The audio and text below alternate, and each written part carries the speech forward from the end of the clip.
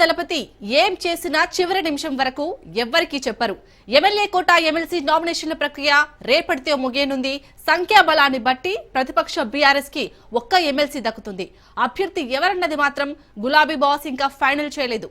ఇటీవల Erravalli farm house లో ముఖ్య నేతలతో కేసీఆర్ సమావేశం అయినప్పటికీ ఎమ్మెల్యే కోట ఎమ్మెల్సీ అభ్యర్థి ప్రస్తావన మాత్రం రాలేదని తెలుస్తుంది. దీంతో ఇవాళ ఎమ్మెల్సీ అభ్యర్థి పేరును కేసీఆర్ ప్రకటిస్తారని పార్టీ వర్గాలు చెబుతున్నాయి.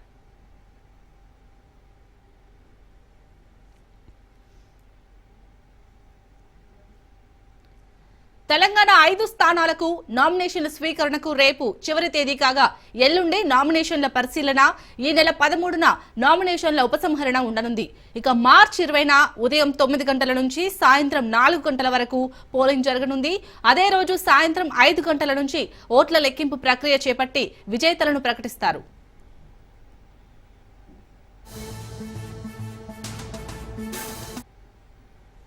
తెలంగాణ రాష్ట్రంలో 5 ఎమ్మెల్సీ స్థానాలు ఖాళీ అయ్యాయి. ఎమ్మెల్సీలు మహమ్మద్ అలీ, సత్యవతి రాథోడ్, షేరి సుభాష్ రెడ్డి, ఎగ్గే మల్లేశం, మీర్చా రియాజుల్ హసాన్ పదవీ కాలం మార్చి 29తో ముగియనుంది. ఇందులో బీఆర్ఎస్ నుంచి ఎమ్మెల్సీగా ఎన్నికైన ఎగ్గే మల్లేశం గత ఏడాది కాంగ్రెస్ లో చేరారు. మీర్చా రియాజుల్ హసీన్ మజ్లిస్ నేతగా ఉన్నారు.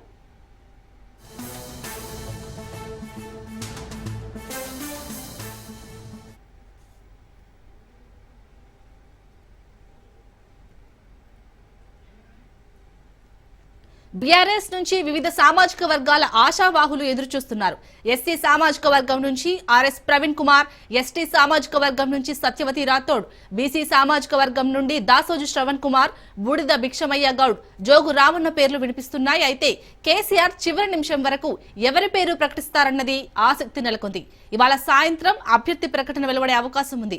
ఎందుకంటే అభ్యర్థిని బలపరచాలంటే 10 మంది ఎమ్మెల్యేల సంతకాలు చేయాలి. కాబట్టి ఆదివారం ప్రకటిస్తే సోమవారం సంతకాల సేకరణ పూర్తి చేసి నామినేషన్ దాఖలు చేయొచ్చని గులాబీ బాస్ భావించారు.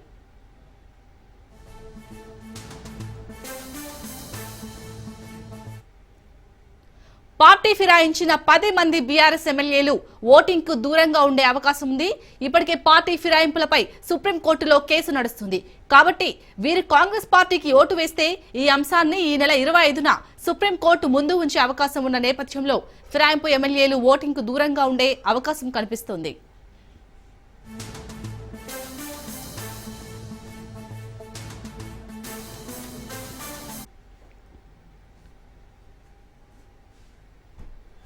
అయితే మరో ట్విస్ట్ కూడా నెలకొనే అవకాశం ఉంది. తాము పార్టీ మారలేదు అని చూపించుకునేందుకు అవసరమైతే బీఆర్ఎస్ అభ్యర్థికే ఓటు వేస్తారని జోరుగా చర్చ జరుగుతుంది. కేసీఆర్ కూడా ఇదే విషయాన్ని నేతలతో చర్చించినట్లు సమాచారం. ఇవాళ కేసీఆర్ 2 అభ్యర్థులను ప్రకటిస్తారా లేదంటే ఒక్కరినే ప్రకటిస్తారా అన్నది చర్చనీయాంశంగా మారింది. దీనిపై పూర్తి డీటెయిల్స్ మా ప్రతినిధి సైదులు అందిస్తారు. సైదులు చెప్పండి, ఇవాళ ఎమ్మెల్సీ అభ్యర్థిని ప్రకటించే అవకాశం కనిపిస్తుందా? అప్డేట్స్ ఏంటి? మరి కాసేపట్లో బీఆర్ఎస్ అధినేత గులాబీ బాస్ కేసీఆర్ ఎమ్మెల్యే కోట ఎమ్మెల్సీ అభ్యర్థుల్ని ప్రకటించే అవకాశం అయితే కనిపిస్తుంది. అయితే ఇక్కడ ఎమ్మెల్యే కోట ఎమ్మెల్సీ అభ్యర్థులు అంటే సంఖ్యాబలాన్ని బట్టి చూస్తే మాత్రము అంటే బీఆర్ఎస్ పార్టీకి ఒకే ఒక ఎమ్మెల్సీ స్థానం దక్కే అవకాశం ఉన్న నేపథ్యంలో ఒక్కరిని ప్రకటిస్తారా లేదంటే 2 ప్రకటిస్తారా అనేది కూడా ఒక ట్విస్ట్ అయితే నెలకొని ఉంది. చూడాలి మరి కాసేపట్లో సాయంత్రం లోపు ఈ యొక్క అభ్యర్థుల ప్రకటన ఉండే అవకాశం ఉన్నట్లుగా కూడా మనకైతే సమాచారం. ఎందుకు అంటే 10 మంది బీఆర్ఎస్ పార్టీ ఎమ్మెల్యేలు అధికార కాంగ్రెస్ పార్టీకి వెళ్ళారు కాబట్టి సో వారు ఈసారి ఓటింగ్ విషయంకి వచ్చేసరికి మరి వారు నోటల్గా వ్యవహరిస్తారా లేదంటే కాంగ్రెస్ పార్టీకి అనుకూలంగా ఓటేస్తారా లేదంటే తిరిగి మేము బీఆర్ఎస్ పార్టీలోనే ఉన్నామని చెప్పుకునేందుకు బీఆర్ఎస్ పార్టీకి అనుకూలంగా ఓటేస్తారనేది తెలియదు. ఎందుకంటే అది రహస్య ఓటింగ్ కాబట్టి. సో ఏదేమైనా సరే ప్రస్తుతం అయితే సంఖ్యాబలాన్ని బట్టి చూస్తే మాత్రము బీఆర్ఎస్ పార్టీకి 28 మంది ఎమ్మెల్యేలు మాత్రమే ఉన్నారు కాబట్టి. ఎందుకంటే మొత్తం 39 మంది ఎమ్మెల్యేలు మొన్న జరిగినటువంటి శాసనసభ ఎన్నికల సమయంలో గెలిచారు. కాకపోతే 10 మంది ఎమ్మెల్యేలు అధికార కాంగ్రెస్ పార్టీకి వెళ్ళారు. ఒకరు మాత్రం రోడ్డు ప్రమాదంలో కంటోన్మెంట్ నుంచి లాస్య నందిత అకాల మరణం చెందిన తర్వాత అక్కడ కంటోన్మెంట్ సిట్టింగ్ స్థానం బీఆర్ఎస్ పార్టీ కోల్పోయింది. అక్కడ కాంగ్రెస్ పార్టీ గెలిచింది. సో ఇక ఉన్నదల్లా బీఆర్ఎస్ పార్టీకి ఎమ్మెల్యేలు మొత్తం 28 మంది మాత్రమే ఉన్నారు. సంఖ్యాబలాన్ని బట్టి చూస్తే మాత్రం ఒకే ఒక ఎమ్మెల్సీ దక్కే అవకాశం ఉన్నది. సరే మిగిలిన పార్టీ మారిన ఎమ్మెల్యేలు ఎవరైతే ఉన్నారో మరి వారి ఓటింగ్కి సంబంధించి కాంగ్రెస్ పార్టీకి అనుకూలంగా ఓటేస్తారా లేదంటే బీఆర్ఎస్కి వేస్తారనేది తెలియదు. కానీ మరి సంఖ్యాబలాన్ని బట్టి చూస్తే ఒకే ఒక్క స్థానం దక్కుతుంది కాబట్టి బీఆర్ఎస్ పార్టీకి. మరి ఇక్కడ మిగిలిన ఎమ్మెల్యేలందరూ కూడా పార్టీ అంటే ఎవరైతే 10 మంది ఉన్నారో వారు పార్టీ మారారు కాబట్టి సో వారు కూడా బీఆర్ఎస్ పార్టీకి అనుకూలంగా ఓటేసే అవకాశం ఉంటుందో లేదో తెలియదు. కానీ మొత్తానికైతే మాత్రం ఒక ఇద్దరు పేర్లను మాత్రం కేసీఆర్ ప్రకటించే అవకాశం అయితే కనిపిస్తుంది. అంటే ఎమ్మెల్యే కోట ఎమ్మెల్సీ అభ్యర్థులు ఇద్దరిని ప్రకటిస్తారని చెప్పేసి కూడా చర్చ జరుగుతుంది. కాసేపట్లో ఈ యొక్క అభ్యర్థి పేరు కూడా ప్రకటన చేసే అవకాశం అయితే కనిపిస్తుంది. సో ఇక రేసులో మాత్రం చూసుకుంటే మాత్రము ఎస్సీ సామాజిక వర్గానికి చెందినటువంటి ఐపీఎస్ అధికారిగా ఉన్నటువంటి గతంలో ఇప్పుడు ప్రస్తుతం ఆయన రిటైర్మెంట్ ఆయన దానికి రాజీనామా చేశారు కాబట్టి ఐపీఎస్కి సో ఆర్ఎస్ ప్రవీణ్ కుమార్ పేరు తెరపైకి వస్తుంది. సో ఆయనకి ఎక్కువగా అవకాశాలు ఉన్నట్టుగా కూడా పార్టీ నుంచి విశ్వసనీయ సమాచారం. ఇక బీసీ సామాజిక వర్గం నుంచి దాసోజు శ్రావణ్ పేరు కూడా వినిపిస్తుంది. ఆయనకు కూడా మరోసారి అవకాశం ఇస్తారని చెప్పేసి కూడా తెలుస్తుంది. అంటే ఎందుకంటే మరోసారి అంటే గవర్నర్ కోటలో ఆయన ఎమ్మెల్సీకి సంబంధించి అప్పుడు నామినేట్ చేసినప్పుడు అప్పుడు ఉన్నటువంటి తమిళిసై సౌందరరాజన్ అప్పుడు ఎవరైతే నామినేట్ చేయబడ్డారో దాసోజు శ్రావణ్ సత్యనారాయణ పేర్లు అప్పుడు తిరస్కరించారు కాబట్టి సో ఈసారి కూడా మళ్ళీ ఒకసారి అవకాశం దాసోజు శ్రావణ్కి బీసీ సామాజిక వర్గం నుంచి ఇవ్వాలని చెప్పేసి బీఆర్ఎస్ పార్టీ భావిస్తుంది. దానిలో భాగంగా ఒకవేళ బీసీ సామాజిక వర్గం నుంచి ఇవ్వాలనుకుంటే మాత్రం దాసోజు శ్రావణ్కి మాత్రం ఇచ్చే అవకాశం అయితే కనిపిస్తుంది. లేదంటే మాత్రం ఇక ఎస్సీ సామాజిక వర్గం నుంచి ఆర్ఎస్ ప్రవీణ్ కుమార్కి ఇస్తారని చెప్పేసి కూడా జోరుగైతే చర్చ జరుగుతుంది. మరి కాసేపట్లో ఇలా పేర్లు కూడా ప్రకటన చేస్తారని చెప్పేసి కూడా తెలుస్తుంది. సో ఏదేమైనా సరే ఈ యొక్క ఎమ్మెల్యే కోట ఎమ్మెల్సీ అభ్యర్థులకు సంబంధించి మాత్రం కేసీఆర్ మాత్రం ఇంతవరకు ఎక్కడ కూడా ఇటు మొన్న జరిగినటువంటి ఎర్రవల్లి వ్యవసాయ క్షేత్రంలో జరిగినటువంటి ముఖ్య నేతల సమావేశంలో కూడా ఈ అంశాన్ని ప్రస్తావనకు తీసుకురాలేదంటూ కూడా తెలుస్తుంది. రహస్యంగానే ఉంచినట్టుగా కూడా సమాచారం. చివరి నిమిషం వరకు కూడా ఎవరి పేరు ప్రకటిస్తున్నట్టుగా కూడా ఇటు పార్టీ వర్గాలు కూడా తెలియదు కాబట్టి కాసేపట్లోనే కేసీఆర్ తన యొక్క ఎవరి పేరు ప్రకటిస్తారనేది కూడా కొంత ఆసక్తి ఉత్కంఠ అయితే నెలకొంది. ఆశాహులు మాత్రం చాలామంది అయితే ఎదురు చూస్తున్నారు. బీసీ సామాజిక వర్గం నుంచి అనేక మంది ఎదురు చూస్తున్నారు. దాసోజు శ్రావణ్తో పాటుగా ఆలేరు నుంచి బూడిద లక్ష్మయ్య గౌడ్ పేరు వినిపిస్తుంది. ఇంకా మాజీ మంత్రిగా ఉన్నటువంటి జోగు రామన్న పేరు కూడా ఎక్కువగా వినిపిస్తుంది. కాబట్టి చూడాలి మరి కేసీఆర్ ఏ నిర్ణయం తీసుకుంటారు అనేది కూడా మరి కాసేపట్లో తెలిసే అవకాశం అయితే కనిపిస్తుంది. ఎందుకంటే ఒకవేళ ఎమ్మెల్యే కోటాకి ఎమ్మెల్సీ అభ్యర్థిగా నామినేట్ చేసేటప్పుడు 10 మంది ఎమ్మెల్యేల సంతకాలు కంపల్సరీ కాబట్టి సో ఇక ఈరోజు ప్రకటన చేస్తే రేపు ఉదయం కల్లా 10 మంది ఎమ్మెల్యేల సంతకాలు పూర్తి చేసిన తర్వాత నామినేషన్ ప్రక్రియ కొనసాగే అవకాశం ఉంది. మరి రేపు మధ్యాహ్నం సమయంలో బీఆర్ఎస్ పార్టీ అభ్యర్థి నామినేషన్ ఇస్తారని చెప్పేసి ఈ నామినేషన్ కార్యక్రమంలో బీఆర్ఎస్ పార్టీ వర్కింగ్ ప్రెసిడెంట్ కేటీఆర్తో పాటుగా మాజీ మంత్రి హరీష్ రావు ఇతర నేతలు గ్రేటర్ హైదరాబాద్ చెందినటువంటి ఎమ్మెల్యేలందరూ కూడా ఈ యొక్క నామినేషన్ ప్రక్రియలో పాల్గొనే అవకాశం అయితే కనిపిస్తుంది. కానీ మరి కాసేపట్లోనే కేసీఆర్ మాత్రం ఈ యొక్క అభ్యర్థుల పేర్లను ప్రకటిస్తారు. ఇద్దరిని ప్రకటిస్తారా లేదంటే ఒక్కరిని ప్రకటిస్తారా అనేది కూడా కొంత ఆసక్తి నెలకొంది. కాబట్టి మరి కాసేపట్లోనే వీళ్ళ పేర్లను కూడా కేసీఆర్ ప్రకటిస్తారని చెప్పేసి కూడా పార్టీ వర్గాల నుంచి మనకైతే సమాచారం. శాలిని సైదులు అలాగే ఇటు ఎమ్మెల్యే కోట ఎమ్మెల్సీ అభ్యర్థులు ఎవరైతే ఉన్నారో ఆశావాహులు వాళ్ళు ఏమంటున్నారు?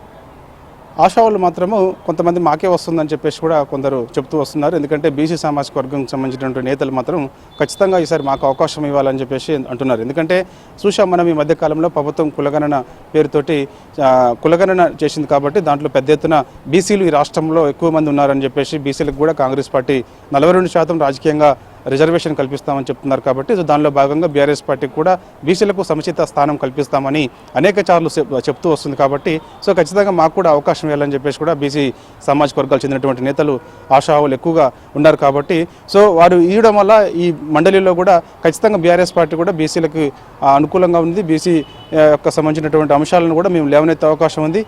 బీసీల పట్ల కూడా బీఆర్ఎస్కి మంచి సత్సంబంధాలు కొనసాగుతుంటాయి. ఎందుకంటే రానున్న రోజులలో బీసీలకు సంబంధించి ఎక్కువ మంది రాష్ట్రంలో ఉన్నారు కాబట్టి బీఆర్ఎస్ పార్టీకి చాలా దగ్గర అవుతారు కాబట్టి అనే అంశాన్ని కూడా లేవనెత్తే అవకాశం అయితే కనిపిస్తుంది. కాబట్టి ఆ విధంగా చూస్తున్నారు. ఇక మిగిలిన అంశానికి వస్తే మాత్రం వర్గీకరణ అంశం కూడా తెరపైకి వస్తుంది. కాబట్టి ఎస్సీలు కూడా ఈ రాష్ట్రంలో ఎక్కువ మంది ఉన్నారు కాబట్టి సో ఎస్సీ వర్గీకరణ అంశం అమలు చేస్తామని చెప్పేసి కాంగ్రెస్ పార్టీ చెప్తూ వస్తుంది. కాబట్టి దానిలో భాగంగా మాదిక సామాజిక వర్గం చెందినటువంటి ఆర్ఎస్ ప్రవీణ్ కుమార్ ఎవరైతే ఉన్నారో ఆయనకు కూడా ఇస్తే బాగుంటుందనే దానిపైన కూడా తెరపైకి వచ్చింది. బీఆర్ఎస్ పార్టీలో కూడా చర్చ జరుగుతుంది. కాబట్టి చూస్తే మాత్రం ఈ రెండు పేర్లు మాత్రం ఇటు బీసీ సామాజిక వర్గం లేదా ఎస్సీ సామాజిక వర్గం నుంచి ఒకరికి అవకాశం అయితే ఇవ్వాలని చెప్పేసి కేసీఆర్ భావిస్తున్నట్టుగా కూడా తెలుస్తుంది. వారు మాత్రం కూడా అదే చెప్తున్నారు. కానీ ఆర్ఎస్ ప్రవీణ్ కుమార్ అయితే కొద్దిసేపటి క్రితం మీడియా సమావేశంలో ఆయన కూడా పాల్గొన్నారు. సో ఆయన అడిగినప్పుడు నేనైతే అడగట్లేదు, ఇస్తే మాత్రం తీసుకుంటాననేది కూడా ఆయన నవ్వుతూ చెప్తున్నారు. కాబట్టి దీన్ని బట్టి చూస్తే మాత్రం కొంత ఆర్ఎస్ ప్రవీణ్ కుమార్ కూడా కొంత అవకాశం ఉన్నట్టుగా కూడా మనకైతే సమాచారం. Right, thank you Saidul. ఇటు తెలంగాణలో ఎమ్మెల్యే కోట ఎమ్మెల్సీ అభ్యర్థుల ఎంపిక విషయంలో ఉత్కంఠ ఏర్పడింది. తెలంగాణలో ఎమ్మెల్సీ అభ్యర్థులు ఎవరు అనే సస్పెన్స్ కాంగ్రెస్ పార్టీ నేతల్లో నెలకొంది. ఎమ్మెల్యే కోట ఎమ్మెల్సీ సీటు కోసం కాంగ్రెస్ లో తీవ్ర పోటీ నెలకొంది. ఆశావహులు ఎవరికి వారే ముమ్మర ప్రయత్నాలు చేసుకుంటున్నారు. నామినేషన్ గడువు దగ్గర పడుతున్న కొద్దీ ఆశావహుల్లో తీవ్ర ఉత్కంఠ నెలకొంది. ఖచ్చితంగా ఎమ్మెల్యే కోటాలో ఎమ్మెల్సీ కావాలని కొందరు ఏకంగా ఇప్పటికే హస్తినకు చేరుకున్నారు. ఏఐసీసీ పెద్దల ఆశీర్వాదం కోసం లాబియింగ్ చేసుకుంటున్నారు. ఇంతకీ ఎమ్మెల్సీ సీటు ఆశిస్తున్న నేతలు ఎవరు? సామాజిక సమీకరణాల కూర్పు ఎలా జరగనుంది? పార్టీ వర్గాల్లో ఎలాంటి చర్చ జరుగుతుంది? Watch this Raj news story.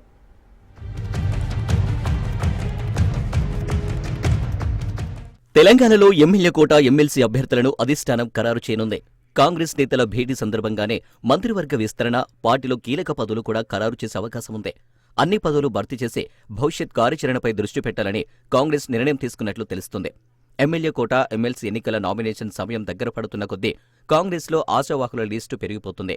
ఇన్ని రోజులు సైలెంట్గా ఉన్న నేతలు సైతం ఎమ్మెల్సీ పదవి కోసం రంగంలోకి దిగారు. ఇప్పటికే కొంతమంది నేతలు ఢిల్లీ పెద్దలను ప్రసన్నం చేసుకునే ప్రయత్నాలు ముమ్మరం చేశారు.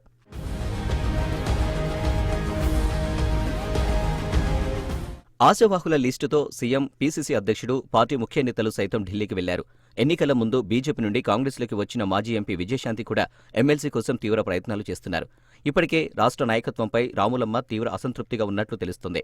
కాంగ్రెస్లో తనకు ఎలాంటి ప్రయారిటీ ఇవ్వట్లేదని, ఏ కార్యక్రమం జరిగినా కనీసం సమాచారం ఇవ్వడం లేదని ఆమె సన్నిహితుల వద్ద వాపోతుందట.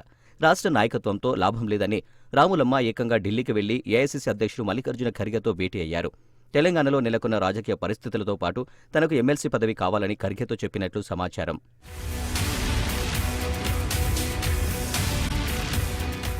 తెలంగాణ ఎమ్మెల్సీల నామినేషన్ల దాఖలకు ఈ నెల 10న చివరి తేదీ కావడంతో కాంగ్రెస్ ఇన్ఛార్జి మీనాక్షి నటరాజన్ ఇప్పటికే వడపోత ప్రక్రియ ప్రారంభించారు. పలువురి పేర్లను ఖరారు చేసినట్లు తెలుస్తుంది. ఈ నెల 20న ఎమ్మెల్సీ ఎన్నికలు జరుగుతున్న క్రమంలో ఖాళీ అయిన 5 స్థానాల్లో 4 కాంగ్రెస్ పార్టీకి దక్కే అవకాశం ఉంది. ఇక 4 సీట్లలో 1 సిపిఐకి ఇస్తారని ప్రచారం జరుగుతుంది. ప్రస్తుతం ఎమ్మెల్యే కోట ఎమ్మెల్సీ స్థానాలకు ఈ నెల 20న ఎన్నికలు జరగనున్నాయి. అదే రోజు కౌంటింగ్ జరగనుంది. ఈ నెల 10న నామినేషన్, 11న నామినేషన్ల పరిశీలన, 13న విత్డ్రాకు గడువు ఇచ్చారు. దీంతో ఆశావాహుల టెన్షన్ పట్టుకుంది. సంఖ్యాపరంగా అధికార కాంగ్రెస్ పార్టీకి 4 ఎమ్మెల్సీ సీట్లు రానున్నాయి. వాటిలో మిత్రపక్షం సిపిఐ 1 సీటు కేటాయించాలని కోరుతున్నారు. ఈ మేరకు ఇప్పటికే పీసీసీ అధ్యక్షుడు మహేష్ కుమార్ గౌడ్ తెలంగాణ కాంగ్రెస్ ఇన్ఛార్జ్ మీనాక్షి నటరాజన్ని కలిసి వినతిపత్రం అందజేశారు. అంతేకాకుండా తమకు కూడా ఎమ్మెల్సీ సీటు కావాలని మజ్లిస్ కూడా కాంగ్రెస్ను కోరుతుంది. అటు సిపిఐ, ఇటు ఎంఐఎం ఎవరికి వారే తమకు ఎమ్మెల్సీ సీటు కావాలని కోరుతున్నారు. ఇదే అంశాన్ని ఏఐసీసీ దృష్టికి తీసుకెళ్లాలని పీసీసీ పెద్దలు యోచిస్తున్నారు.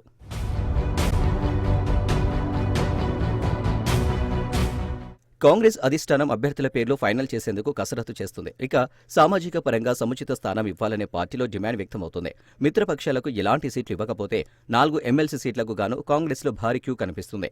పార్టీ కోసం కష్టపడ్డ వారికి అవకాశం ఇవ్వాలనే ఆలోచన నేతల్లో ఉంది. ఓడిన వారికి అవకాశం ఇవ్వొద్దంటూ పార్టీ ఇప్పటికే నిర్ణయం తీసుకుందని చర్చ జరుగుతుంది. పార్టీ పరంగా OC, BC, SC, ST, minority సామాజిక వర్గానికి చెందిన వారిగా ఇస్తారని పార్టీలో చర్చ ఉంది. ఇక కులగణన తర్వాత మెజారిటీ ఎమ్మెల్సీ సీట్లు బీసీ నేతలు కావాలని ప్రభుత్వంపై ఒత్తిడి తెస్తున్నారు. ఈసారి మున్నూరు కాపు నేతలను గుర్తించాలని ఆ సంఘం లీడర్లు కోరుతున్నారు. కాంగ్రెస్ ప్రభుత్వం ఏర్పడిన తర్వాత మున్నూరు కాపులకు రావాల్సినంత ప్రయారిటీ దక్కట్లేదని పార్టీలో అసంతృప్తి వ్యక్తం చేస్తున్నారు. బీసీ సామాజిక వర్గం నుండి VH Madhu Yashki Goud, BC corporation chairman నూతి Srikanth Goud, PCC working president Anjan Kumar Yadav, Charan Kaushik Yadav, BC మహిళా కోట నుండి మహిళా కాంగ్రెస్ అధ్యక్షురాలు సునీతారావు, మున్నూరు కాపు యూత్ లిస్టులో నుండి కాంగ్రెస్ అధికార ప్రతినిధి కొనగాల మహేష్ ఎమ్మెల్సీ సీటు కోసం పోటీ పడుతున్నారు.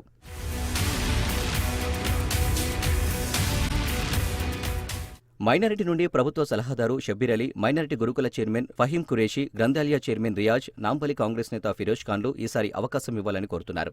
రెడ్డి సామాజిక వర్గం నుండి సీఎం సలహాదారుడు వేం నరేందర్ రెడ్డి, సిద్దిపేట డీసీసీ అధ్యక్షుడు నర్సారెడ్డి, మాజీ ఎమ్మెల్సీ సీనియర్ నేత Jeevan Reddy, working president Jaggareddy, DCC అధ్యక్షుడు రోహిన్ రెడ్డి, సామ రామ్మోహన్ రెడ్డి, వంశీచంద్ రెడ్డి, కమ్మ సామాజిక వర్గం కుసుమ కుమార్, వెలమ సామాజిక వర్గం నుండి గాంధీభవన్ ఇన్ఛార్జ్ కుమార్ రావు తమకు అవకాశం కల్పించాలని పార్టీపై ఒత్తిడి తెస్తున్నారు. ఇప్పటికే తమ బయోడేటాను పార్టీకి, ప్రభుత్వ పెద్దలకు అందజేశారు.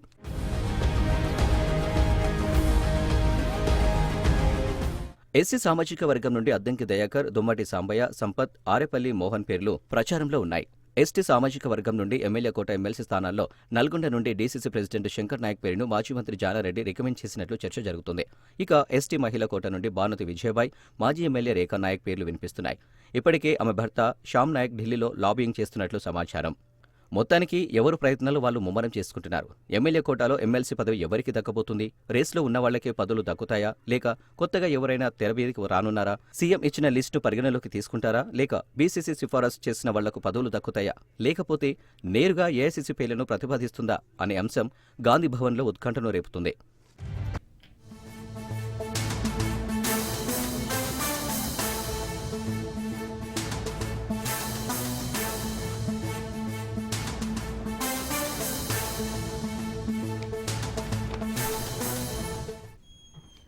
ఎస్ఎల్బీసీ టన్నెల్ సహాయక చర్యల్లో అధికారులు పురోగతి సాధించారు.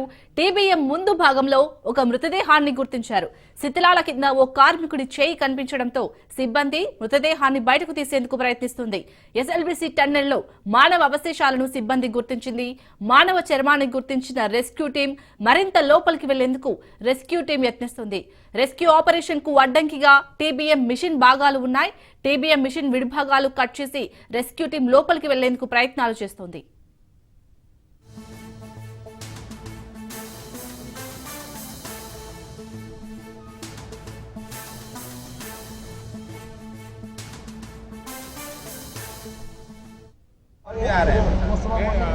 आपका सीनियर नाम नंबर बताओ अपना।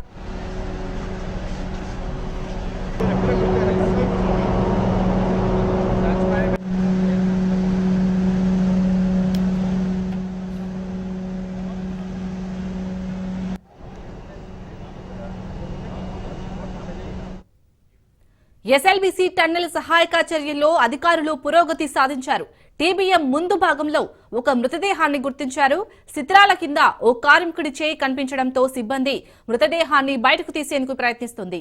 ఎస్ఎల్బీసీ టన్నెల్లో మానవ అవశేషాలను సిబ్బంది గుర్తించింది. మానవ చర్మాన్ని గుర్తించిన రెస్క్యూ టీం మరింత లోపలికి వెళ్లేందుకు రెస్క్యూ టీం యత్నిస్తోంది. రెస్క్యూ ఆపరేషన్ కు అడ్డంకిగా టీబీఎం మిషన్ భాగాలు ఉన్నాయి. టీబీఎం మిషన్ విడిభాగాలు కట్ చేసి రెస్క్యూ టీం లోపలికి వెళ్లేందుకు ప్రయత్నాలు చేస్తోంది.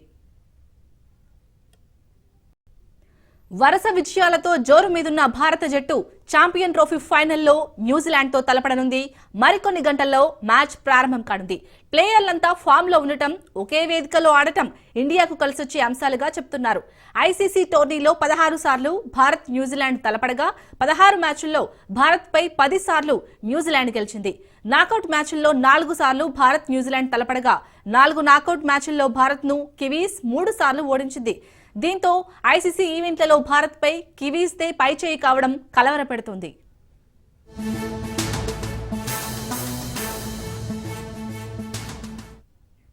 టీమిండియా కెప్టెన్ రోహిత్ అరుదైన రికార్డు సాధించారు. ఐసీసీ టోర్నీలో జట్టును ఫైనల్ కు చేర్చిన ఏకైక కెప్టెన్ రికార్డు నెలకొల్పారు. ప్రపంచ cup, T20 world cup, world test championship, champions ట్రోఫీలో జట్టును ఫైనల్ కు చేర్చారు రోహిత్ వర్మ.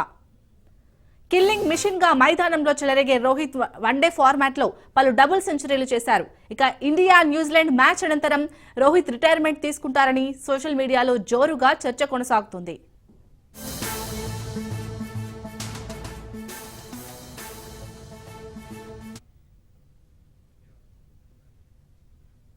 ఇక ఫైనల్స్ లో కోహ్లీ ఆడడంపై కోర్టు క్లారిటీ ఇచ్చారు. నిన్న ప్రాక్టీస్ లో స్వల్పంగా గాయపడిన విరాట్ కోహ్లీ ఇవాల్టి మ్యాచ్ లో ఆడతాడని కోచ్ తెలిపాడు. ఫిట్నెస్ లో తిరుగులేని విరాట్ కోహ్లీ వన్డేలో 51 సెంచరీలతో కొత్త రికార్డు సృష్టించాడు.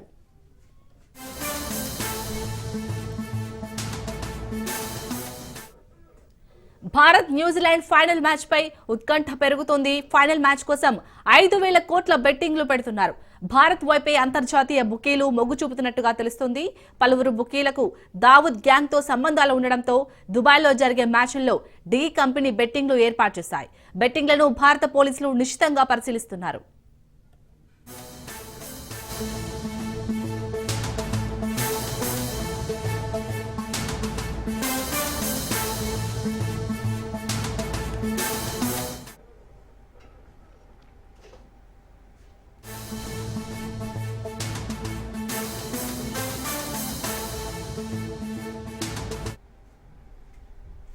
ఫాల్కన్ స్కామ్ కేసులో ఈడీ దూకుడు పెంచింది.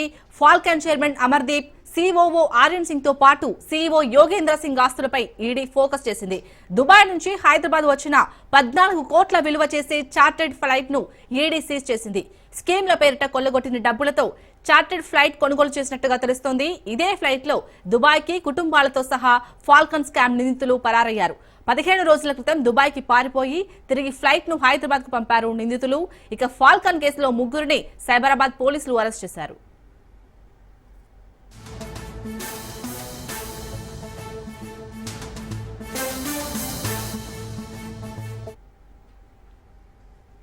ఫాల్కన్ స్కామ్ కేసులో ఎటైతే ఈడీ దూకుడు పెంచినట్టుగా తెలుస్తుంది. పూర్తి డీటెయిల్స్ మా ప్రతినిధి పవన్ అందిస్తారు. పవన్, ఫాల్కన్ కేసుకు సంబంధించి ఇప్పటికే ఈడీ దూకుడు కూడా పెంచింది. ఇందులో చూస్తే మాత్రము ప్రధానంగా ఆ యొక్క ఫ్లైట్ ను కూడా ఈడీ అధికారులు కూడా సీజ్ చేశారు. అయితే ఈ యొక్క 17 కోట్లకు సంబంధించిన యొక్క ఫ్లైట్ ఆ యొక్క దుబాయ్ నుంచి హైదరాబాద్ కు వస్తున్న సమాచారం మేరకు ఒక్కసారిగా ఈడీ అధికారుల యొక్క విషయం తెలుసుకొని పూర్తిగా సీజ్ కూడా చేశారు. ఈ యొక్క ఫ్లైట్ కు సంబంధించి చూస్తే మాత్రం అమర్దీప్ తో పాటు ఈ కంపెనీ సీఈఓతో పాటు సీఈఓ కుటుంబాలంతా కూడా 15 రోజుల క్రితం కూడా దుబాయ్ కి పారిపోయారు. అయితే మొన్న యొక్క ఫ్లైట్ వస్తున్న నేపథ్యంలో ఈ యొక్క ఫ్లైట్ ను కూడా పూర్తిగా ఈడీ అధికారులు కూడా సీజ్ చేశారు. అంతేకాకుండా ఈ యొక్క ఫాల్కన్ సంబంధించిన ప్రతినిధుల ఆస్తుల పైన కూడా ఇప్పటికే దీనికి సంబంధించి కూడా పూర్తిగా నిఘా పెట్టారు. వారి ఆస్తులను కూడా ఈడీ అధికారులు కూడా జప్తు చేసుకునే అవకాశం కూడా కనిపిస్తుంది. అయితే ఇప్పటికే ఫాల్కన్ కేసుకి సంబంధించి ముగ్గురిని కూడా అరెస్ట్ చేశారు. అయితే వీరంతా కూడా ఎవరైతే దుబాయ్ కి పారిపోయారో ఫ్లైట్ కి సంబంధించిన నేపథ్యంలో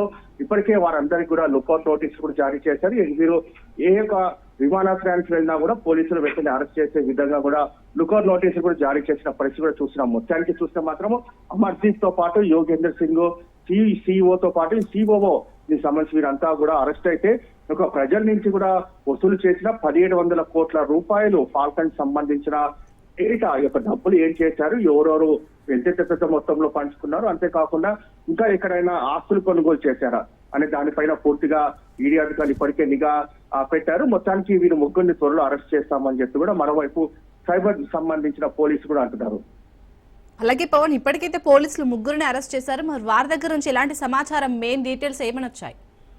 అయితే వీరు ముగ్గురు ఎవరైతే కావ్యతో పాటు పవన్ మరొక వ్యక్తిని కూడా సైబరాబాద్ పోలీసులు అరెస్ట్ చేశారు. అయితే ఇందులో చూస్తే మాత్రము వారు కేవలం తాము ఉద్యోగస్తులం మాత్రమే ఇక్కడ అమర్దీప్ తో పాటు యోగేందర్ సిఓ సంబంధించిన ఎవరైతే ఇంకొక వ్యక్తి ఉన్నారో వారు ఎలాంటి పని చెప్పినా తాము చేస్తాము, అంతేకాని ఇందులో తమకు యొక్క స్కీమ్ కి తమకు ఎలాంటి సంబంధం లేదని చెప్పి కూడా వీరంతా కూడా పోలీసులకు కూడా స్టేట్మెంట్ ఇచ్చినట్టుగా తెలుస్తుంది. అయితే ఇందులో ప్రధానంగా చూస్తే మాత్రము అమర్దీప్ అరెస్ట్ అయితే మాత్రం అన్ని విషయాలు కూడా వెలుగులోకి వస్తాయని చెప్పి కూడా సైబరాబాద్ తో పాటు ఈడీకి సంబంధించిన అధికారులు కూడా ఇందులో తమ పూర్తిగా యొక్క ప్రాథమికంగా విచారిస్తే మాత్రం అన్ని విషయాలు వెలుగులోకి వస్తాయని చెప్పి అంటున్నారు. Right, thank you Pawan.